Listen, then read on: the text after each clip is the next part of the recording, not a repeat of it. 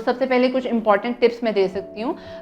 जिसमें बहुत इंपॉर्टेंट एक जो चीज़ है वो ये है कि आपकी फ़िज़िकल सेटिंग क्या है, फ़िज़िकल इन्वायरमेंट क्या है काम करने का। मोस्ट ऑफ द टाइम हमें एक खामोश कमरा चाहिए होता है, हमें चाहिए होता है कि कोई हमें डिस्टर्ब ना करे जब हम वर्क फ्रॉम होम कर रहे होते हैं या घर पे बैठ के सारा दिन काम कर रहे होते हैं या रात रात भर जाग के काम कर रहे होते हैं, तो हम चाहते हैं कि हमें कोई डिस्टर्ब ना करे। तो इसके लिए बेहतर है, अगर आपको पता है कि लॉन्ग टर्म में आप फ्रीलांसिंग को ही कंटिन्यू करोगे, तो आप अपने घर के अंदर कोई एक ऐसा कॉर्नर ले लो, एक ऐसा सेपरेट रूम ले लो जहाँ पे एक स्पेसिफिक टेबल और चेयर अपने लिए सेट कर लें, अपना सिस्टम वहाँ पे सेट कर लें, वहाँ की लाइटिंग, वहाँ पे नॉइज़ पोल्यूशन ना हो,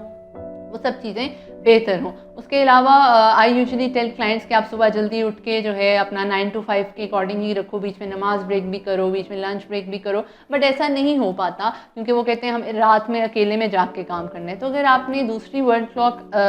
को भी फॉलो करना है या दूसरी कंट्रीज़ के टाइम को फॉलो करना है या आपने रात में ही बैठ के करना है, तो आप फिर भी एक स्पेसिफिक आवर्स को डिफ़ाइन ज़रूर करो अपने टाइम टेबल में। आप इस तरह से कर सकते हैं कि अपने एक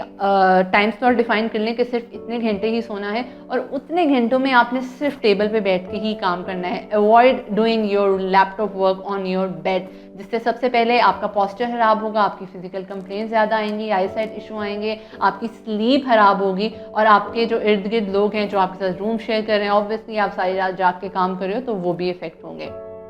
सबसे पहले obviously your physical setting. Secondly आपने अपने प्रोजेक्ट्स के लिए पहले एक गोल सेट कर लो कि आपने एक महीने में इतने ही प्रोजेक्ट्स लेने हैं, क्योंकि जब आप अपने आप को ओवर बर्डनाइज कर लेते हो और एंड पे आप डेडलाइंस मीट नहीं कर पाते तो वो आपकी मेंटल हेल्थ पे बहुत बुरा इफेक्ट डालता है, क्योंकि आप अपने आप को नेगेटिवली इवैल्यूएट करना शुरू हो जाते हो कि क्यों मैंने ये गोल्स अचीव क्यों नहीं किए। अपने रियलिस्टिक गोल्स बनाएं और रियलिस्टिक गोल्स के अकॉर्डिंग ही प्रोजेक्ट्स को चूज़ करें। उसके अलावा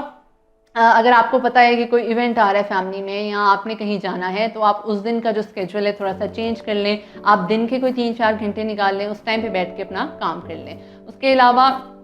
सारा दिन जो है आपने बाकी कामों के लिए फिर अपना वर्क टेबल यूज़ नहीं करना, आपने अपने काउचेज़ यूज़ करने हैं, ताकि आप अपने वर्क टेबल को सिर्फ अपने वर्क के साथ एसोसिएट करें, अपने बेड को अपनी सिर्फ स्लीप के साथ एसोसिएट करें, ताकि आपकी बाकी सारी चीज़ें इफ़ेक्ट ना हो।